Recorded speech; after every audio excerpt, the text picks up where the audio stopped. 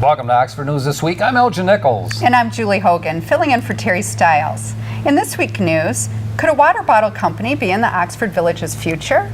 Another candidate for Oxford Village, downtown director, says no to the offer.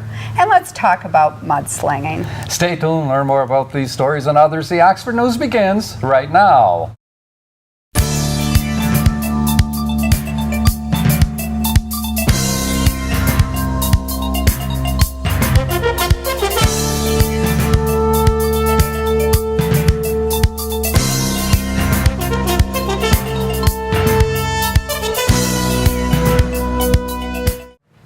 The Village of Oxford may soon develop contracts with bulk beverage distributors to sell Oxford's great tasting water to the public. According to Rose Bema, who serves as chair on a special committee instituted by Village Council, there is a keen interest in purchasing Oxford's water and marketing the product. Serving one of three saddled with responsibility to find new revenue, Bema aims to strengthen the water fund to avoid increased water rates. Another proposed DDA director applicant has declined the Oxford Village position. Stephen Helwicki from Zanesville, Ohio, refused the offer due to second thoughts. He cited his reasons for declining the offer were for two reasons. The news media released information prior to any completed contract agreement, and his interview for the position was reported on local TV and YouTube without his permission. The Office of Michigan's Attorney General handbook clearly states the right to attend a public meeting includes the right to record and broadcast the proceedings of a public body at a public meeting. And so the search continues for the next Oxford DDA director. Mud was flying last weekend in Oxford, literally. Due to the tough mudders, on June 3rd and 4th, an estimated 15,000 participants swooped down on Lakeville Road to the Conic gravel site to compete and see who would be the toughest mudder left standing. Spectators were bussed in from hotels in Detroit and even out of state.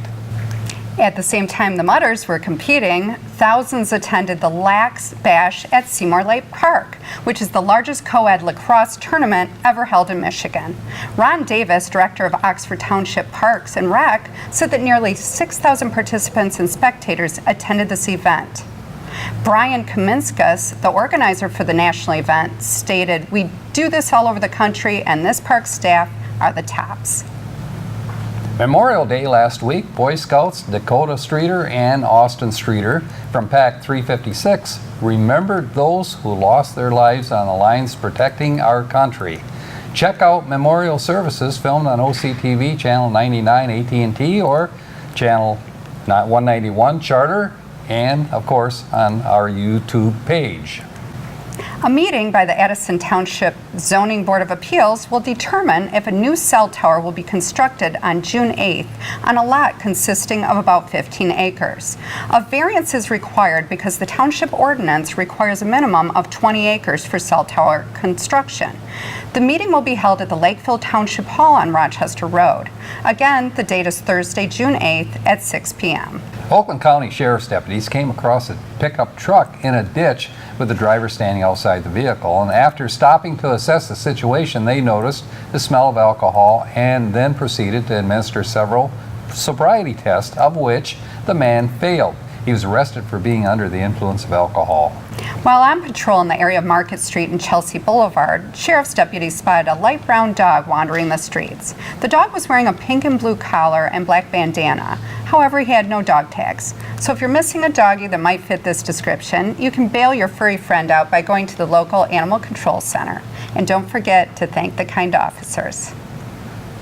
And that's Oxford News for this week. If you would like to learn more about these stories and others, you can catch us on our website, occtv.org, on YouTube, and of course, your regular cable channels, Charter 191 or AT&T Channel 99.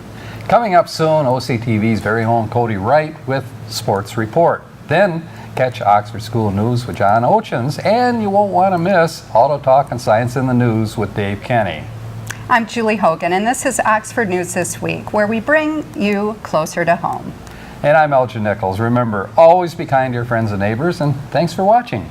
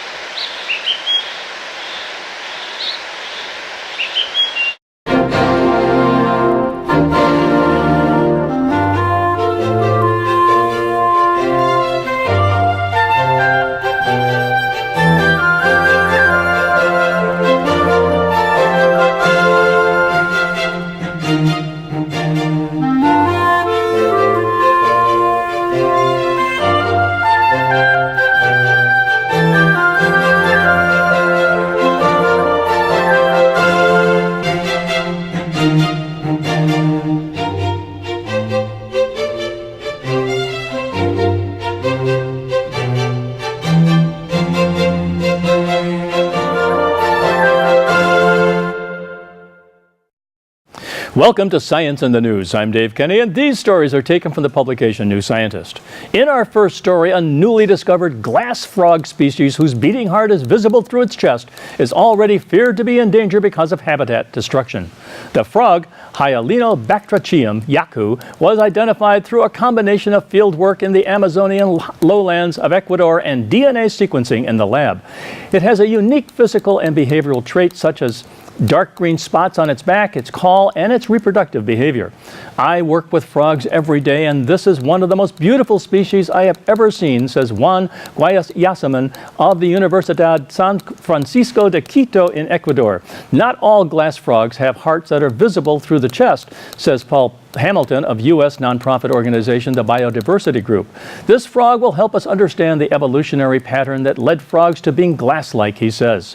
Glass frogs need pristine streams to breed, and if the stream dries up or becomes polluted, the frogs can't survive, and other more resilient creatures may be next, says Hamilton.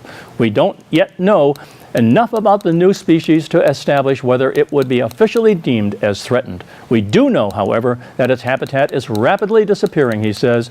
Oil production has expanded greatly in this species range, and road building is rampant. So watch out, frog. On the medical front, a drug that finds and fights cancer wherever it is in the body has been approved in the U.S. for the first time. Pembrolizumab helps the body's immune system fight cancers that carry particular signatures on the surface of their cells regardless of where the tumor is or where the cancer began. Last week, the U.S. Food and Drug Administration approved the drug for treating people who test positive for either of two signatures. Until now, the FDA has approved cancer treatments based on where in the body the cancer has started, says Richard Flatzer of the FDA. This approval marks the start of a new era in which we think about cancer therapy, he says. Peter Johnson, that is, chief clinician of the Charity Cancer Research in the UK. Pembrolizumab has previously only been approved for cancers of known origin such as lung cancer and metastatic melanoma. In our next story, acrobatic goats climb argan trees to eat fruits and leaves in Morocco. Their widely overlooked habit of regurgitating and spitting out the seeds in the fruits may be important to the life of these forests. Popular accounts say the goats defecate the nuts of argan fruits, but Miguel Delibes at the Doñana Biological Station in Seville, Spain, and his team suspected the goats would have trouble passing the nuts, which are about 2.2 centimeters long. They fed domestic goats and various types of fruit and found out that the animals usually spit out seeds that are this large. More than 70% could still grow after being spat out. This means spitting goats might help to scatter the seeds of plants they eat. Ahmed Alek of the Hassan II Agronomic and Veterinary Institute in Rabat, Morocco, says nuts spat out by goats represent up to 60% of those used to make argan oil. Farmers use goats on purpose to collect argan nuts, and some argan are very far from the habitations, he says. But this technique has risks. Some goats fall and unfortunately break their legs. In our last story, spectacular pictures of Jupiter from NASA's Juno mission are helping to turn our ideas about the planet upside down. Juno has revealed monstrous cyclones churning over Jupiter's poles that are more turbulent than scientists ever expected. The $1.1 billion spacecraft spotted the chaotic weather as it began skimming the pole's cloud tops last year, surprising researchers who assumed the giant gas planet would be relatively boring and uniform. Finding dozens of huge cyclones hundreds of kilometers across means that the poles look nothing like Jupiter's equatorial region, which is recognizable by its stripes and the Great Red Spot. When you look from the pole, it looks totally different. I don't think anybody would have guessed this is Jupiter, says Juno's chief scientist Scott Bolton at the Southwest Research Institute in Texas. Juno has also spotted white ice caps on Jupiter, frozen bits of ammonia, and water. It has detected a vast abundance of ammonia deep down in the atmosphere and a surprisingly strong magnetic field in places that is 10 times greater than the Earth's. Well, that's it for this edition of Science in the News. I'm Dave Kenny. Stay tuned to Oxford Community Television, and we'll be right back. Welcome to American Legion in Oxford for the best fish on Fridays. That's right, from noon to 8:30. You can get the best walleye in Michigan. You can get walleye, baked cod, chicken strips, baked potatoes, and more. On the hall side of the Legion, oh, hello there, friends. You can have 12 friends on a table, any one of the best military museums in Michigan.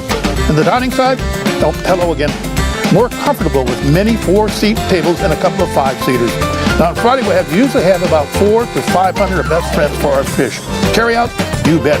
We have 50 to 60 carryouts at the Post. We have some young friends with the birthdays and some of our best seniors at the Post.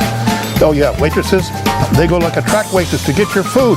If you have never enjoyed our Secret's famous walleye at the Legion, come on in. Every Friday from noon to 8:30 at the American Legion Post 108 on 130 East Rainer Road, Oxford.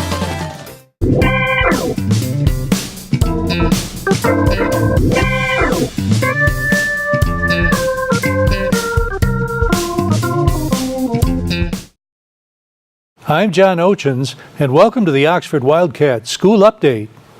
It's graduation time in Oxford, and with that comes some interesting stories of how some of our graduates got from point A to point B. One of those is the story of Lilia Retker. Lilia is originally from the Ukraine. Her mother suffered from alcoholism and gave her up to an orphanage when she was very young. After several other attempts, she was finally adopted by her new parents in Lake Orion when she was 15. She tells us how that big event went down. Going through a hard time after Czech Republic adoption, and I didn't want to be adopted anymore. But then a week or two later, my guardian said that there's 2 families that want to adopt me, and I had a hard time choosing which family. So I chose my family here in Michigan, and we met in December of 2012 or 13 when we just met on Skype, and we just started connecting and staying in touch with each other. And I added them on Facebook. We started talking. I asked them if I can call them mom or dad. Right now I have my sister and my brother, so it lasted 1 year, and I was adopted in December 2014. So how did that feel when you finally knew? Once I realized that I was actually going to be adopted, I was just so happy, like, yay, I'm gonna have a family. But it was hard to leave my orphanage and my biological family and like my friends behind. Do you keep in touch with those kids? Yes. Can you Skype with them? Do they have access? Yes, we Skype, we talk almost every day. Thank goodness. Yeah, so thank goodness for Facebook and Skype. As for school, it's tough when English is your second language. I think it was hard for me because I couldn't understand the material, and like it was hard for me because I was part of ESL, so I had to like stay after school individually with a teacher and to go over the material again. What is ESL? I don't know. English second language student. But things got better, a lot of it thanks to OVA. It got better once I was at OVA. Like I'm a visual learner, so it's like, and if I'm one-on-one with my teacher, which this is the part of what I like about OVA, is that you get one-on-one with your teacher, and he gets to he or she gets to explain to you the material. So you sit one-on-one, and we would go over together over the quiz or over the material. So it got better until I got to OVA. Lilia managed to finish 4 years of high school in 3.5 with a lot of work. She plans on going to college and being an interpreter. Last week we mentioned a change in our elementary Chinese language program introduced to the school board by Ken Weaver, our Assistant Superintendent of Instruction. He gives us some insight into why feelings on this have changed. 7 years ago when this initiative was started, there was different circumstances, like I said at the beginning of this. Third grade reading bill wasn't here. We didn't have these qualifications, and so there wasn't like, hey, by third grade you have to be reading.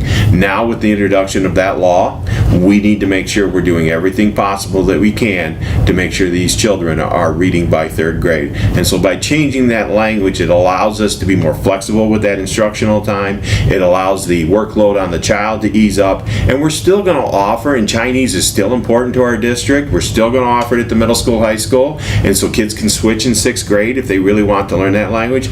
Plus, as part of my proposal, where I'm going to look at and see what the viability of implementing a track of Chinese at the elementary where the parent can opt in. So that rather than forcing all parents to go into Chinese, they could opt in. Now that track will probably have to meet like after school, but the orchestra program in 4th and 5th grade and the band in 5th grade meets before school, and that has been quite successful. So if it is really important to a parent, we're hoping that we can figure out the bus and get the kids to one central location for the class, but then at that point parents would have to pick them up as the buses had already left for the day. This change would not be complete until the fall of 2020. More on schooling around. That's the Oxford School Update for this week. This is Oxford Community Television, keeping it local.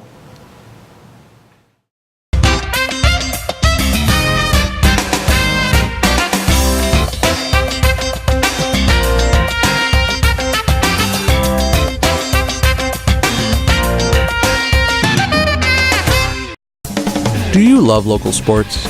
Whether it's Oxford High School or Parks and Rec, you can buy copies of each game. To purchase your copy, call us at 248-628-9658 or give us an email at manager@occtv.org or talk to us at the next game. Hopefully we'll see you there.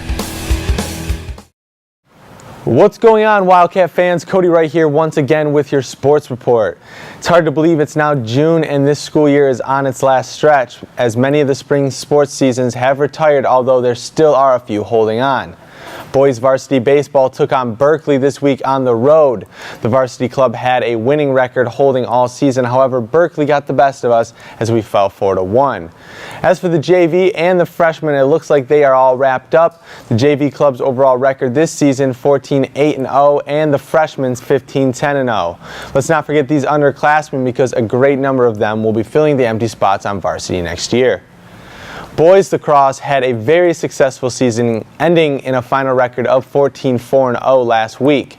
It was a close game against Midland, our second interregionals, as we lost in overtime 9-8. We want to say goodbye to a great many of phenomenal lacrosse players as they graduate this month.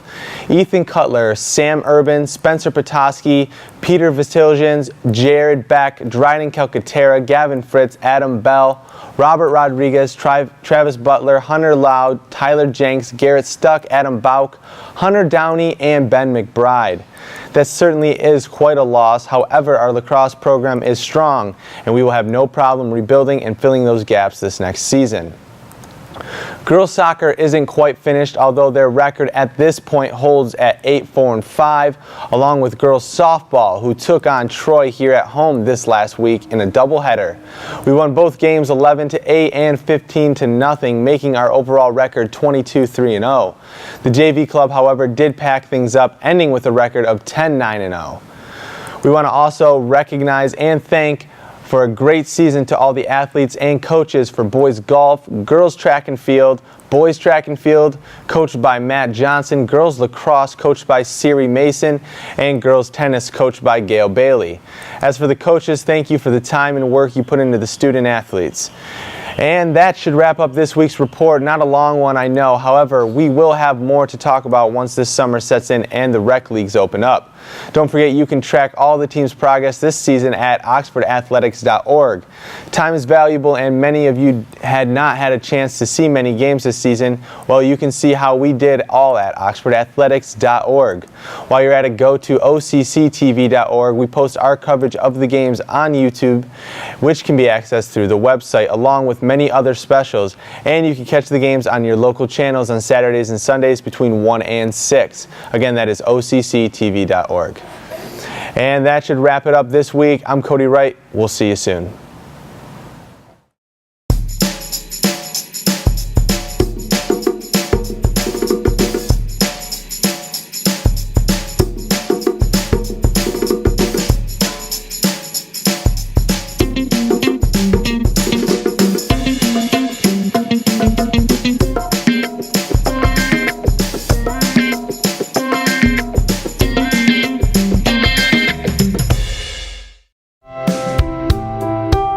Canine Stray Rescue does just that. Rescue stray dogs for new families. But they need your help. Become a volunteer at Canine Stray Rescue League of Michigan. Take dogs for walks, help them socialize with others, and help them get adopted. Fill out an application and help a family add a new member today.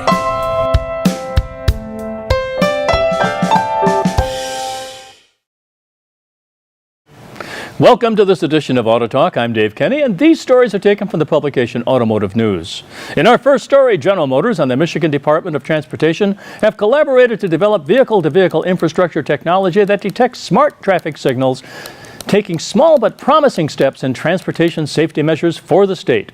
Several development models of the Cadillac CTS, which GM said in March would be equipped with vehicle-to-vehicle communication technology starting this year, were successfully alerted to soon-to-change traffic signals at 2 intersections just outside GM's Warren Technical Center. The vehicles receive data via dedicated short-range communication technology from MDOT's Connected and Automated Vehicle team. The traffic signals emit information every 1/10 of a second. Once every second, a digital representation of the intersection is beamed to all vehicles capable of receiving the data. From there, adapted vehicles can crunch the numbers and advise drivers on how to proceed, giving them enough time to respond to a close call before it's too late. GM spokesman Chris Spinelli would not comment on future vehicle connectivity protocols, though he added the red light violation alert is just one of the V2I features GM R&D is exploring. The vehicles do not transmit any identifying information such as vehicle identification number, registration, or MAC addresses in their messages, GM said in a release. If a connected car commits a traffic violation, the traffic signal would be capable of reporting a violation without identifying the vehicle. Additionally, firewalls are in place to ensure the DSRC signals cannot be interfered with and are only exchanged between the vehicle and the infrastructure. Though the technology focuses on red light interventions, future uses could include safety communications to the tune of warning vehicles about inclement weather, congestion, or even war zone situations, according to Colin Castle, a member of MDOT's Connectivity and Automated Vehicle team. The smart signal technology is part of a push for the state to modernize safety measures for connected and autonomous vehicles. A 3-mile stretch of I-75 will contain different vehicle-to-infrastructure technology, making Michigan one of the first states to use the technology on such a large scale. The Detroit News has reported that one. The project, which will take 4 months to complete, will test bed emerging transportation technologies like roadside dedicated short-range communication devices, all-weather lane markings, and retro-reflective smart signs. Well, and over at Uber has fired Anthony Lewandowski, the self-driving car engineer at the center of its legal battle with Waymo. In an email to employees sent May 30th and first reported by the New York Times, Angela Padilla, Uber's Associate General Counsel for Employment and Litigation, wrote that Lewandowski's inability to cooperate with the legal team to defend the company against Waymo's lawsuit led to his termination. An Uber spokesman confirmed the email. Waymo, the autonomous vehicle company spun out from Google, said it was suing Uber in February over LiDAR designs it claimed were stolen from the company. Though he isn't named as a defendant in the suit, Lewandowski was alleged to have taken the designs when he left Google's self-driving car project in January of 2016. The federal judge hearing Waymo's case asked Lewandowski to hand over evidence and testify. However, he has asserted his Fifth Amendment rights for concern of potential criminal charges. Uber added that it had pressed Lewandowski to turn over relevant documents to the case, and he missed deadlines set by the company. Well, on the recall front, BMW is recalling over 45,000 7 Series sedans from the 2005 to 2008 model years because doors may open inadvertently while the vehicle is being driven. Some of the vehicles were recalled in 2012 for the same problem. In 2012 recall, the automaker said a software error was to blame for the unpredictable opening doors on about 7,500 7 Series cars. All of the cars from the 2012 recall are included in BMW's new callback. The latest action covers vehicles equipped with the Comfort Access or soft close automatic doors that can either unexpectedly open while driving or cannot be closed. They are the BMW 745i, 745Li, 750i, 750Li, 760i, 760Li, and B7 Alpina.